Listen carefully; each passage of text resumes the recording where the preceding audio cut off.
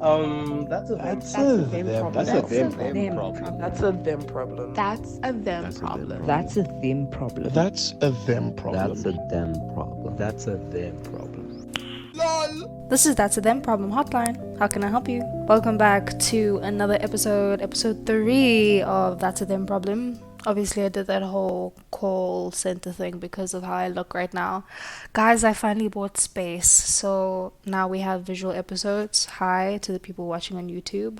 I did say that this episode was going to have a guest, but that is taking a bit longer to edit.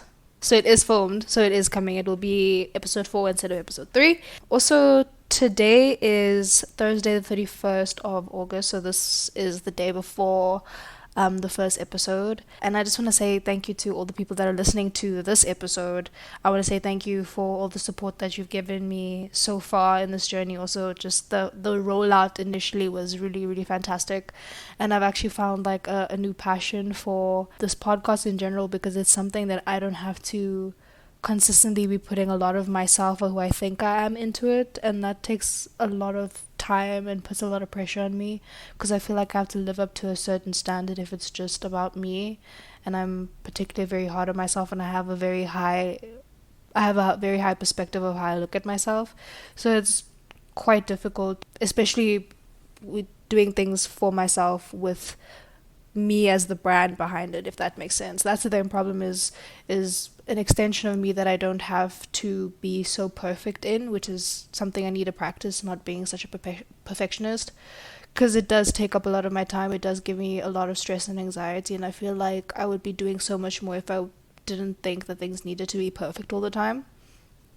But I also think that I wouldn't strive for such high standards of things without having to expect that much of me. Damn, that's a whole speech. It's the intro, so that's kind of whack. How are we doing, team? How's the island of misfit tuck biscuits? If anyone has seen that like line in my profile bio or in That's a Them Problems profile bio, I don't know, it just sounded good the one day, and it's really great alliteration. I love it. So if that, I don't know if that made sense. We're having another what the fuck moment, you know. Anyway, today's episode, I'm really excited because this is literally like an episode on the shit that I love. The shit that fuels me and drives me and kind of makes me crazy sometimes. So what I'm gonna actually call this episode is Boba and Other Hyper-fixations, because I feel like Boba, we need to get into it right now. So if you haven't seen on my personal Instagram, I do a Boba like review show thing. And Boba is a Taiwanese drink that can be drank hot or cold, and it's usually with a sort of tea, jasmine tea, taro tea, normal black tea, milk tea that's normal black tea with milk, and then the thing that makes it special, you know, out of the fact that it's just tea, is tapioca starch pearls, and if you heard that, I'm sorry. I forgot that the mic is like right here. The thing about it to me, firstly, is the taste. I love things that are not super sweet but are creamy. That's what she said.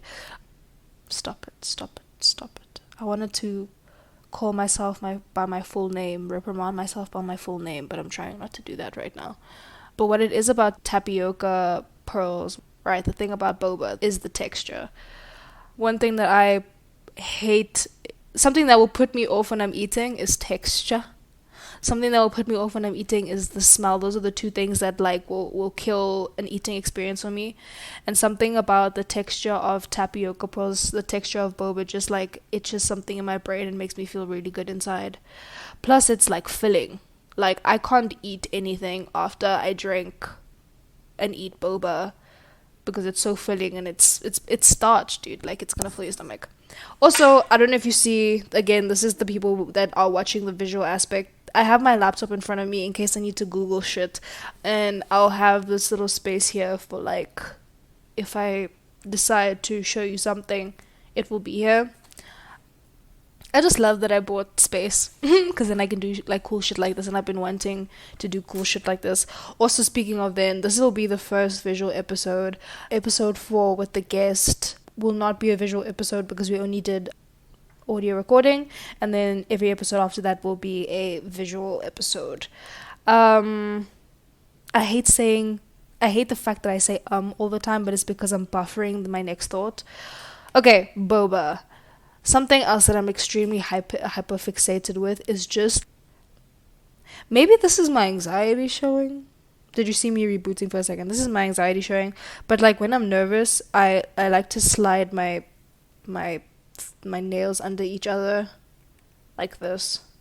It's one of those things that I do too often, or if I'm nervous, I fiddle with my fingers a lot. That's also why I have rings, and not this is not the reason I wear these rings, but the reason that one of the reasons that like I keep these rings on all the time is because they perfectly fit, but they can move, so I can kind of fidget a lot with them. Same thing with my chain. I always keep my chain out so I can do this. So I fidget a lot. I'm hyper fixated on fidgeting.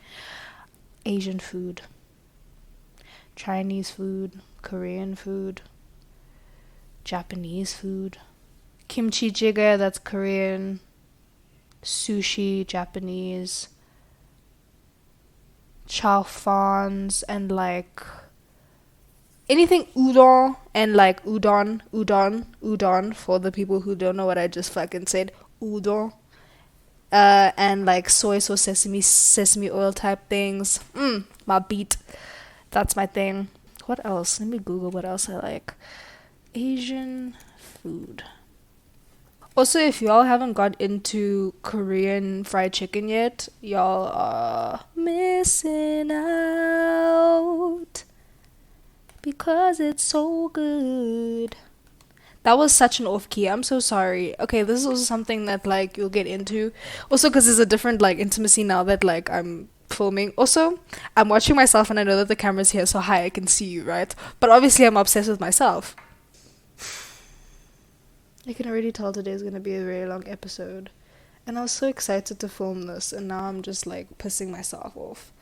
Dim sum, so like dumplings, fried wontons. Get into it. I love it. I love it. I love it. I could probably eat Asian food almost every day of my life if I had to. If I had to decide on a continent, not a continent, but like, yeah, a continent. Let's just move on. The other thing I'm really hyperfixated on right now, or that I hyperfixate on, is that I have these moments where I can't particularly listen to certain types of music because it not triggers me in a way, but makes my body feel uncomfortable when I listen to it. It's very weird. Synesthesia is real, but like in the vein type thing. I don't know if that also made sense. What the fuck are we talking about? Anyway, right now, currently, I am hyperfixating on Luna by Theo, his new like album that he put out. One of the best, I would say, of 2023. And let me just say, there hasn't been that many great releases in 2023. Let's just be honest about it. Maybe it's because I've been in we've been in this year so long that I've forgotten what has come out already this year. So I'm not sure. But I don't think anything of like oomph has come out yet. And even then, as an artist myself, I'm not even moved to make music this year anyway too. So it's one of those things where it's just the energy of the world. So what I usually do is even though my job requires me to be up to date with a lot of music, which I am, I don't particularly listen to a lot of music. I hyperfixate on certain sounds and certain keys that specific artists have because of the sound of their voice. It like again soothes the back of my brain in a certain way, especially when I'm going through some shit. I just want to like consistently listen to a song. One of the songs that I put on my WhatsApp status, so again people who are only close to me would know. I'm so sorry, my god. Sometimes like I try to make jokes, but then like I forget to like change up the tone of my voice, and so it just sounds like I'm being serious, and I'm sorry. But the soundtrack of my life at this present moment is Teo Don't Stay Too Long. It's one of those things. And I think the reason I'm hyperfixating on this particular song is because, firstly, it does sound like a soundtrack, but it sounds like the background music, the bed music of a running away to find oneself sequence. I don't know if I'm there yet. I am probably there, to be quite honest with you, but like, let's see how let's see how the rest of the year goes. Something that I also hyperfixate on is certain shows.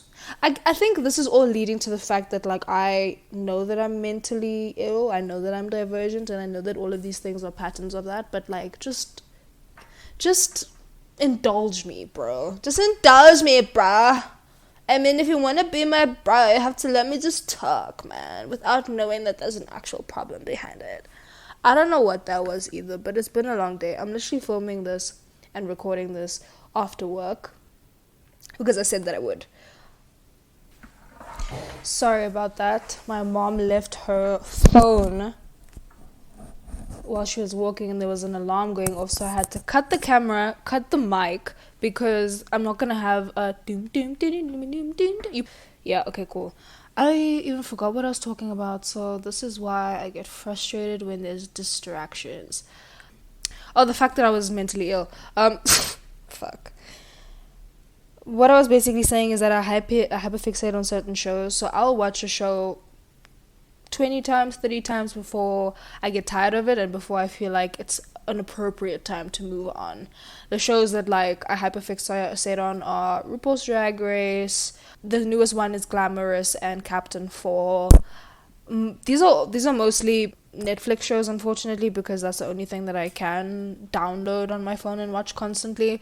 But also I rewatch all the YouTube videos that I download, and I rewatch them a couple of times, like 10 or 15 times. I'm probably the reason why all my faves has like a million plaques and shit, because I be rewatching shit because it's a comfort thing. Like, I appreciate being able to watch something over again and like click out and do something and then come back in and not feel like I've missed anything. I don't know. That needs to be unpacked, but that's none of your business to do for me. I think I made it. I moved the mic so it might have been louder, but I think it will be fine now. Also, I'm just gonna say it now. I apologize for the inconsistency of sound quality. Episode 2, this episode. I would say that the best quality you're going to get so far that I know of is obviously episode 4, because I'm editing it right now and it sounds amazing. It is a very long one and I'm just excited. Also, disclaimer, that episode probably has nothing to do with the topic that we chose because we went on a tangent. But that's also great because then you can just try and follow the conversation, because also one thing about me and the friends that I keep, especially ones that can play tennis with me, is that the through line of our conversations are never ever there. We'll start with one conversation and have 17 others going, and by the time we finish talking to each other, probably like maybe 2 of the 17 have been touched, but we still feel fulfilled in the conversation. So I mean, dope. I really wonder how people are going to process this episode, but this podcast in general, to be honest. I've already had a moment where I wanted to delete episode 1 because I thought that people firstly wouldn't. I mean, I don't even have feedback because the episode's coming out tomorrow, so I don't even have feedback to go off of, but I've already had a moment where I already thought that maybe people wouldn't be into the topics or just in general the vibe of this podcast, and that was really scary. But also I told myself, like, just shut the fuck up and do it. You wanted to do it, you put so much time into it. If people don't listen, then those aren't the people that are supposed to be listening. And to the people that are listening right now, I just want to thank you, because you are reaffirming the energy in me that was prompted to do this. So thank you for that. One thing I'm hyper fixated on is being critically self-aware. Apparently I love doing that. Apparently I hyperfixate on it. And not apparently, I know I do. That's why I'm making a joke about this right now, and it's not coming off as a joke because it's so fucking serious. But I am obsessed with being hypercritical of myself.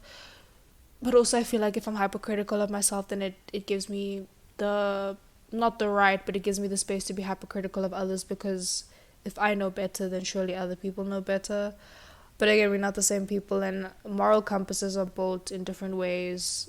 Oh, that can be another topic. We're going off topic. Okay. I let's do some research, shall we? What is considered a hyperfixation? What is considered a hyperfixation? Hyperfixation happens when you fully become immersed in something that interests you. This intense focus on a single subject may cause you to spend more time and energy on it than you intend to. If left unchecked, hyperfixation can lead to negative consequences and disrupt your day-to-day functioning. How do you know if it's a hyperfixation? Symptoms of hyperfixation. 1. Neglecting self-care. Okay. Not paying attention to loved ones. Okay, fair. Limited ability to engage with others. That's so me. Full engrossment in entertainment activities like gaming. Maybe not gaming, but like consistently. Okay, I know it's a hyperfixation.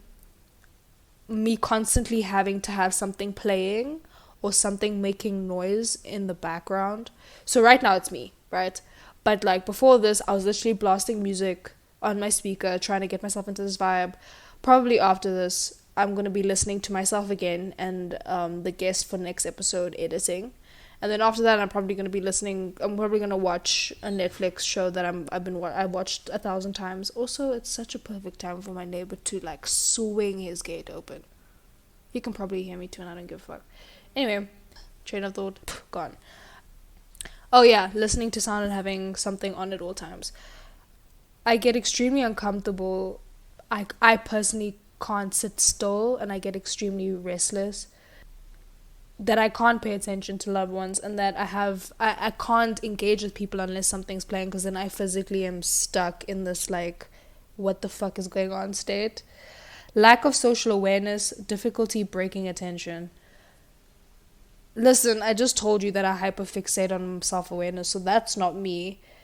Struggle to communicate about topics outside of hyperfixation.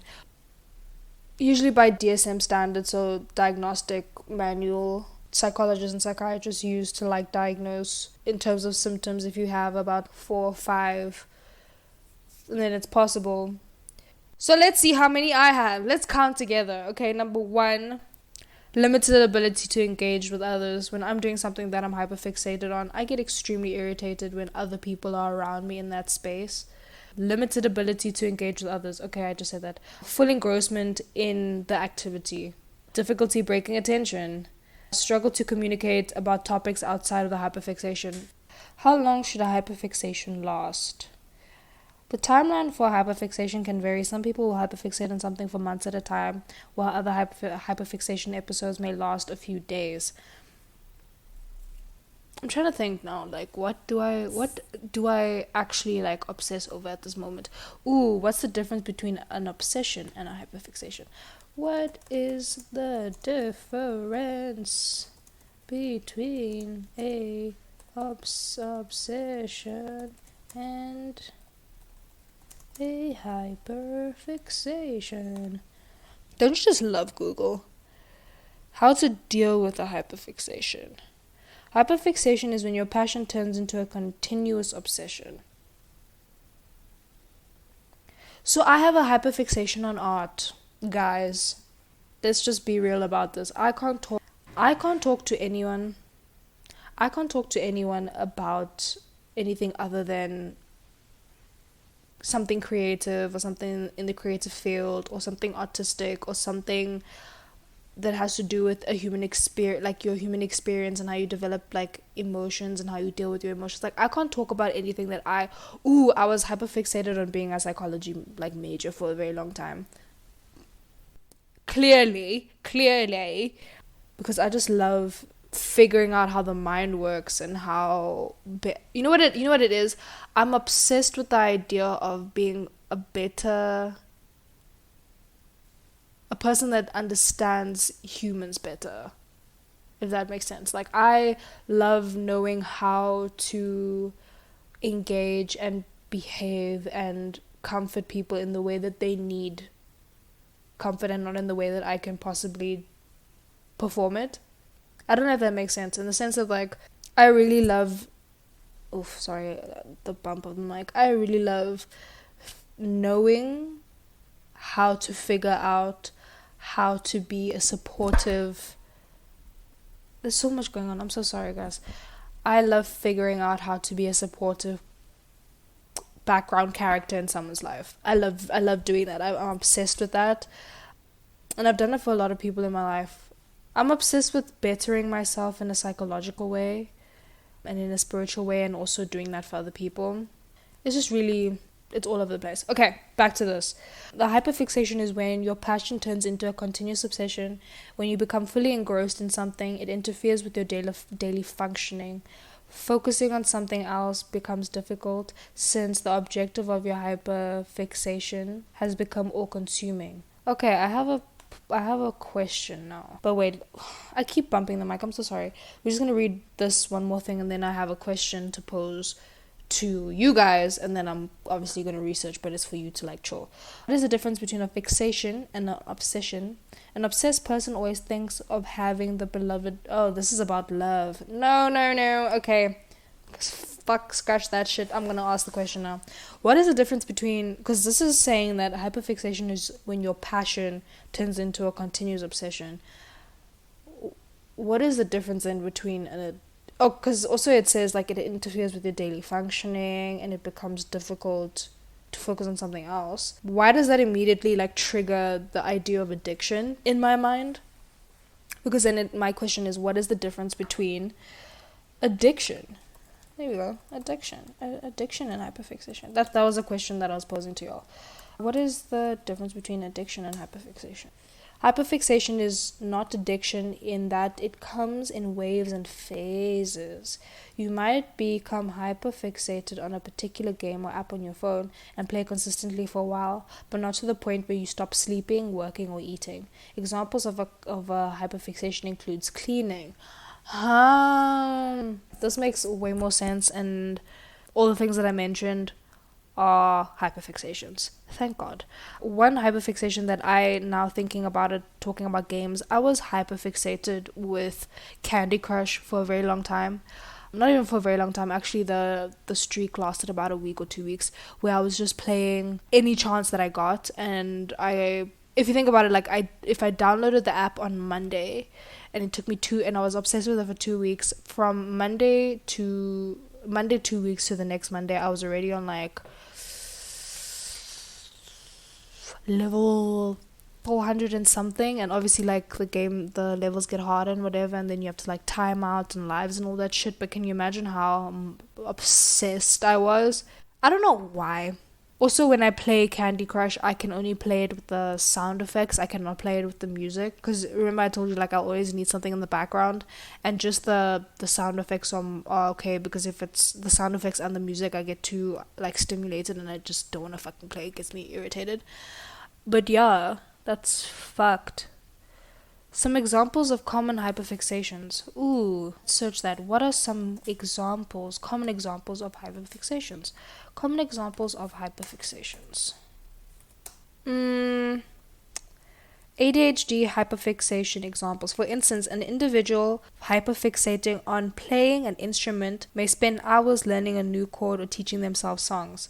Other examples often include engaging with video games, as certain types of games promote extended play for hours with little opportunity for breaks. What is an example? Becoming preoccupied with a particular TV show, fixated on a hobby or interest. This is my new hyperfixation is this podcast. Let's hope that I don't get tired of it. I think I won't, because there's always like the certain type of joy that I have when making these episodes. So I think that's also why I wouldn't consider this a particular hyperfixation of mine, because I'm actually really interested in this and I really want to like progress in this. Do you want to go on Reddit? Do we want to go on Reddit? I don't think we want to go on Reddit. Let's not do that. Let's not fuck ourselves up, shall we? I need more examples, guys. Come on. Nope. 5 hyperfixation habits to try. To try? Try a new recipe. Take up knitting. Become a plant? What? Become a plant parent. Play a video game. Get lost in a book. Okay, I'm a plant parent. I'm obsessed with cooking and watching like food videos, but not like recipe per se or like mukbang videos. Sorry, my brain just fucked up there. But more, I wouldn't even call them food review videos, but just like people going out and filming themselves, like trying different types of food. My favorites are Mike Chen and Doobie Doobop. Those are the things those two, I hyperfixate on their content because Doobie Doobop has such aesthetic content that it calms my mind in a different way to the point where like I don't mind rewatching her stuff like over and over again. Like it's get into it. And then Mike Chen just goes around the world and tries sometimes affordable meals and sometimes really expensive meals, and something about watching him makes me feel like I'm traveling the world with him. But I'm also backlogging stuff that I could possibly try if I ever get the opportunity to like go to those countries. And because of him, like I want to go to Taiwan, I want to go to Singapore to try the food there because like it just looks so good. I love it. Okay. Common complications associated with ADHD: unemployment, financial problems, unstable relationships, poor self-image, substance misuse, and poor work performance. Out of the 6, maybe 2 I find completely false and fucked. At least in my perspective and in my experience, I am employed and I have great work performance to the point of almost constant burnout, but then I don't know how I grapple myself and pull myself back. Anyway, financial problems. Ooh, that's a great one. Okay. Not that I have financial problems, but I'm obsessed. I'm hyperfixated with my relationship with money. And this is a fuck topic for just 20, like people in their 20s right now in general, is that like we are probably never ever going to buy a house in our lifetime, and if we do, it's because we do some type of work that is paying us more than any other average person. But we won't ever probably own a house in our lifetime, and that's really sad to think about. And most of us are probably not going to have our own space until we find stability, and most of us are unemployed as 20-old people. Like most of us are unemployed, or we are employed but we're not getting paid what we need to survive on the daily basis, so we're still having to like ask and loan and do all of this shit. I've already come from a household that has such a bad relationship with money because they are also neurodivergent and they also have this like pressure, are also dopamine deficient, bro. So they find joy and spark to their life when they spend money because it's exciting to get something new, but it's also a sensation to have that pain of having money taken away. Oh, dude, you see, this is exactly what I'm saying. Like, this sometimes debilitates me. This is definitely a hyperfixation. Thinking about money sometimes debilitates me to the point where I'm extremely depressed because when I don't have money, and this means I have nothing. Like, I have nothing to even move out the house to do something, to go somewhere with purpose outside of the house, right?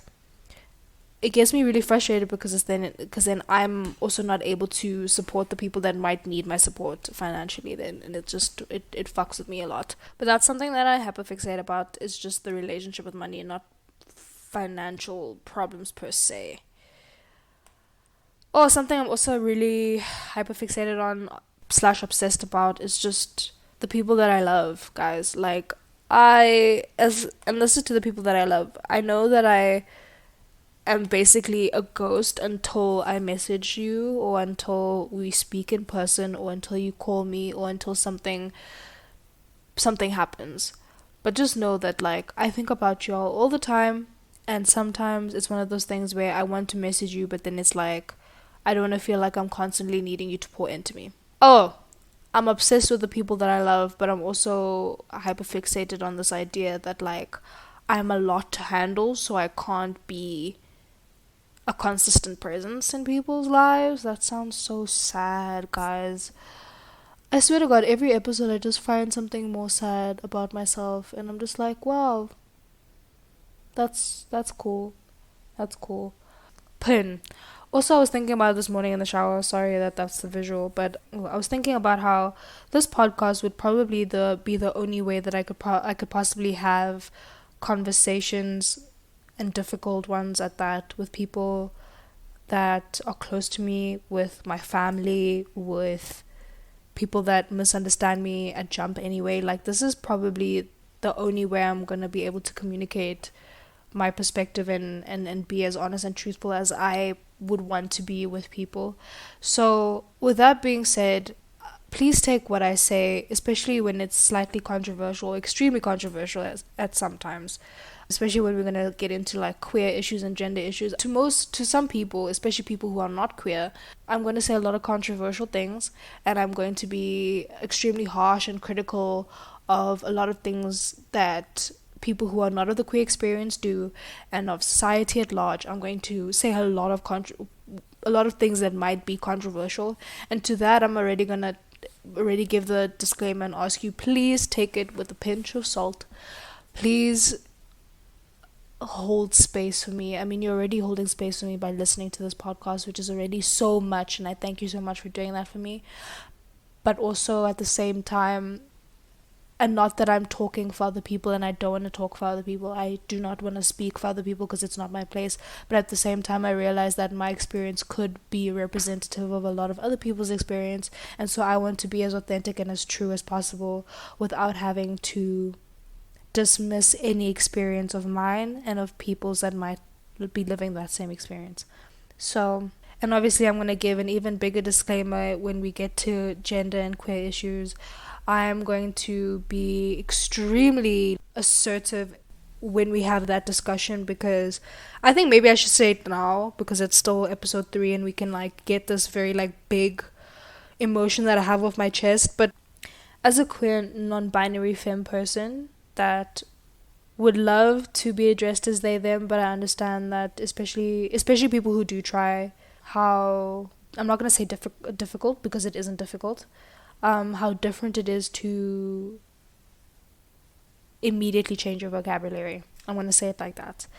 But as a queer, non-binary, femme person, my existence and my experience and my perspective is something that is not up for discussion.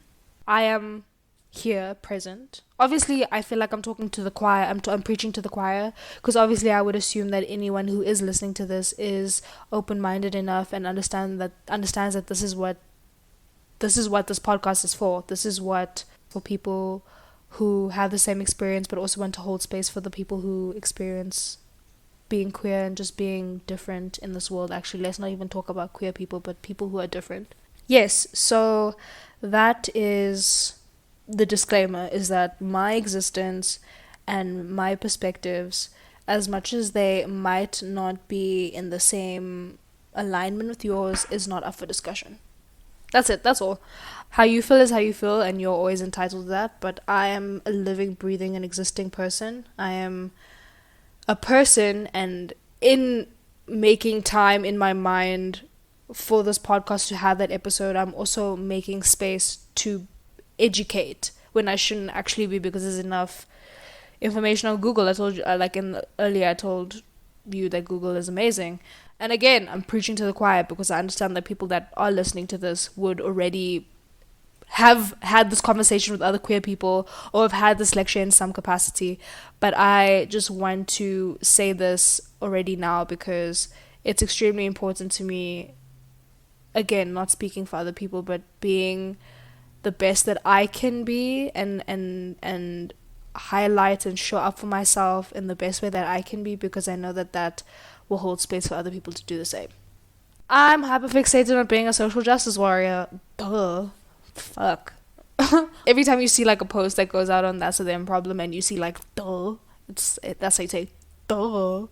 I think we'll cut it there. I think that was a all over episode, but also it's one of those things where like Google said, a hyperfixation it comes in waves and phases, and hopefully I will have another hyperfixation to give you in the next episode. So obviously in episode 5, because we already have episode 4, blah, blah, blah, blah, blah. But yeah, I encourage you to sit with yourself and figure out what are your hyperfixations. What are, firstly, hyperfixations that bring you joy and that you don't mind doing because it somehow stimulates you in a positive way. And then what hyperfixations do you feel are leaning on the side of it being not detrimental, but it impacts your daily function? I would say one of my hyperfixation. I actually no, let's call it addiction. We'll get into it. There's a whole episode on this, but and it's literally called "They Might Have a Drug Problem." We'll see what episode that comes out on. Obviously, I don't have a drug problem, but a dissection on what addiction is, what it means for someone to say that they're addicted to something. Like I said, that's a them problem is going to be a very interesting. It is a very interesting podcast. I already feel that it is, and not to like blow smoke up my own ass, but I feel this episode is helping me come out of my shell more. Even now, like speaking on this mic, I don't know if you can hear it, but I can feel it that I am more confident in the way that I speak. I don't say like and as much as I think I do, I hope. It's crazy. Wow.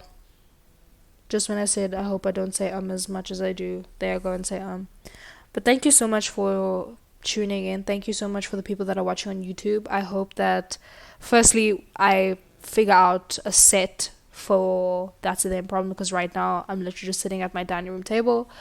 I want to use the tapestry that I made for the promo video as one of the pieces in the setup, but we'll see how that goes. And at the same time, I just want to say thank you for holding space for me. It's never just a me problem. It's never just a you problem. It's a that's a them problem.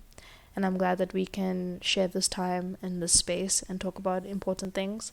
Please let me know what you are thinking of these episodes. Obviously, this comes out. I'm filming this the day before episode 1 comes out, so I don't even have, like I said, I don't even have feedback to share or like to give off. But I already know that I just want to say thank you. So until next episode, bye.